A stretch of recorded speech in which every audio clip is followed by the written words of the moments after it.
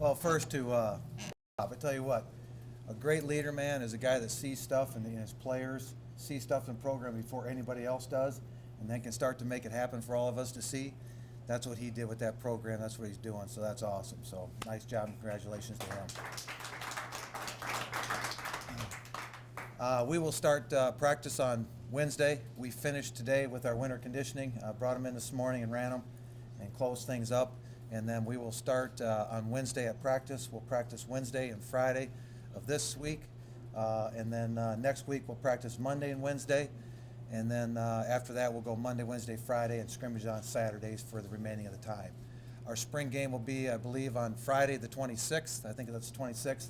We'll go Friday night and have that game at that time. So that's where we're at in football.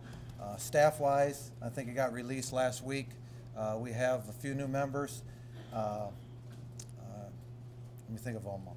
Brandon Lynch is a defensive back coach. He and Daniel Bullocks, they'll coach the defensive backs. Daniel was with us last year. Those two will coach the defensive backs. Todd Blythe was with us last year. He'll coach our receivers. He's a receiver from Iowa State that came in and coached our running backs last year. He'll be our receiver coach. Bill Solomon will coach our running backs. Bryce Pop is here. Coach Pop will coach the defensive line, and that makes Jeremiah Johnson, who's already on our staff, he'll be the linebacker coach, and he'll be assisted by Garrett Scott, who's actually doing an internship/graduate assistant with us right now. So Garrett will be with us as well. And I think that takes care of everybody other than Mario and Rick Nelson, and they coach the respective positions at quarterback and offensive line. So staff-wise, everything's solidified there. Player-wise, we've been with them now for a while, and we're ready to go on Wednesday for our first practice. First two have to be in helmets only, so you can only get so many things done the first two practices. After that, you can start to tee it up and put the full gear on and practice and scrimmage and do those types of things. So 2 scrimmage days in the third week in the second and the third week of April, and of course the spring game is the last weekend of April. So that's our schedule, and we'll get it to sports information on print so you guys can have it. Any questions? How much different does it feel this year having an established quarterback and David Johnson, stepping up what he did, as opposed to last year when you know you had a position? I think we can do more things in the spring, much more than we could last year because of an established quarterback, and actually there'll be competition at quarterback. I think we did a lot of testing, a lot of things competitively this winter, and Justin Black and really tested out well in a lot of those instances. Great athlete, very strong, very good player. And of course we still have Kaiser, so there's still competition. Cole Morgan's really good, there's no question, and a returning starter. But there's competition at the quarterback that we didn't have before. We've got, one of our running backs got hurt. Evan Williams was hurt all last season, so he and David Johnson at the running back. So we can do more things in spring. And I think we can do more things on defense now that we're a little bit more stable with our depth chart than what maybe we were last year at this time because of guys coming back, and the guys that we have here will be playing for us. So I feel a little bit better about that, and we can be a little bit more aggressive now. What areas are the ones that you want to address here in the spring? Well, Position groups. we'll address the whole thing. I think we got to address the team this go around.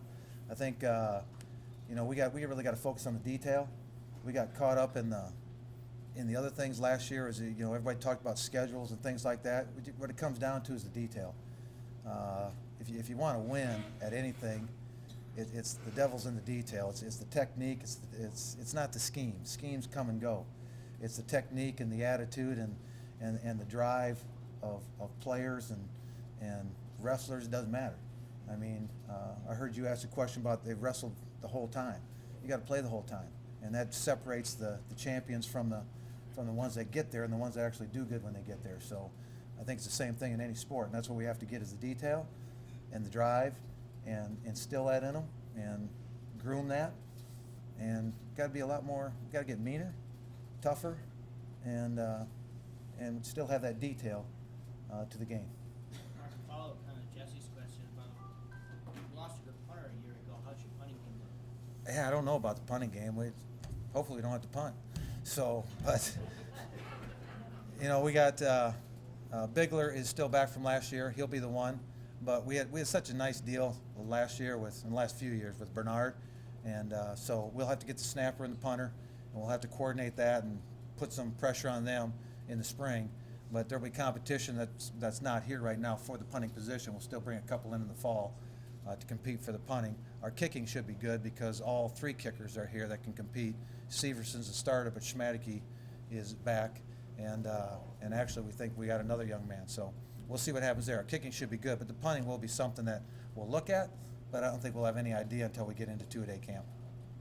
How much can momentum from the last 3 a year ago, how much can that carry over, through the winter into the spring? I look at the season. I know what our record was.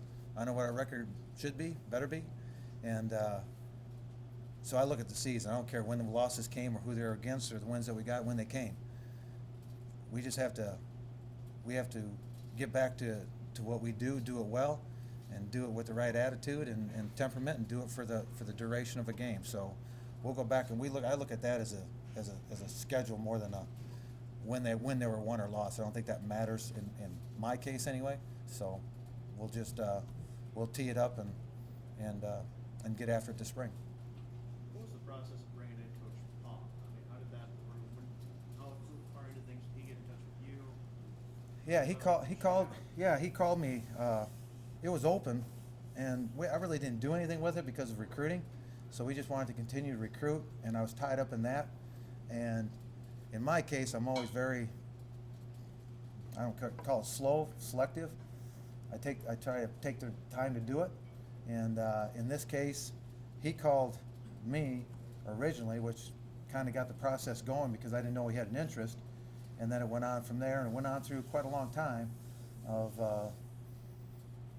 the process to see, the expectations of everything to make sure it was a good fit, and probably more so the 2 of us because we know each other so well, and then and making sure it was right for him to make this move because he hasn't moved from Green Bay in a long time from his family, so he's pretty set in what he was doing. But this was a chance for him to try this, and you know what? He's been excellent in the room, and I know he's good for the players, he's good for our team, and good for our staff, and we'll take it as long as he has a desire to do it. So, and right now he's been excellent as far as the detail of the game, which was a big thing for me, is what he could bring to a room, let alone a practice.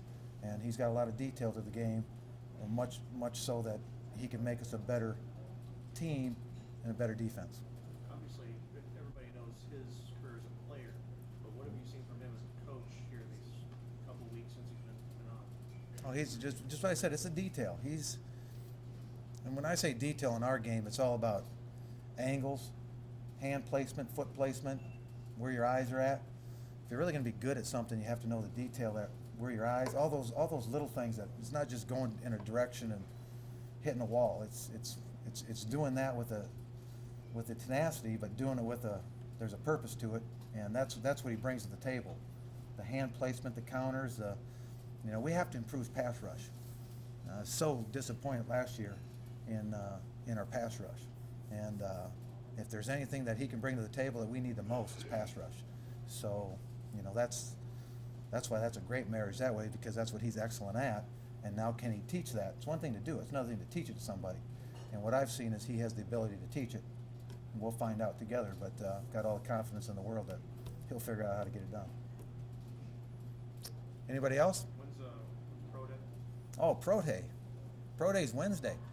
And Pro Day should be interesting because Terrell Sinkfield, last I heard, they called me and right after he'd ran that 4.19 at Minnesota, that he will run at ours. And most would expect that he would not run after running that time. But if you know Terrell, he's pretty confident about himself, and he's going to line up and run it again, or attempt to run it again. So he will be a part of this. And I know that's bringing a little bit more atmosphere, if you will, to Wednesday's run, because there's a lot more to it now than just Pro Day at UNI, because there's a national record and things going on too. So yeah, it's pretty cool, and he'll be here Wednesday, and the rest of them will run, and Pro Day is on Wednesday morning.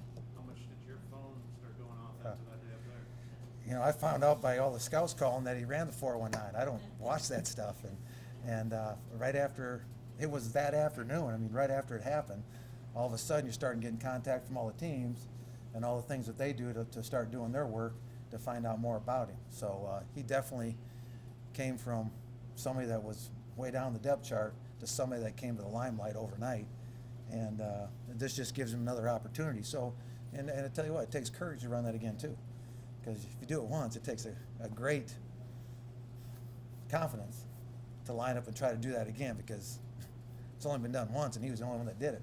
Now they want to see if he can do it again or prove that he did it. So, more power to him. So I hope the wind's blowing that day and it's behind you. Anybody else? All right, thanks.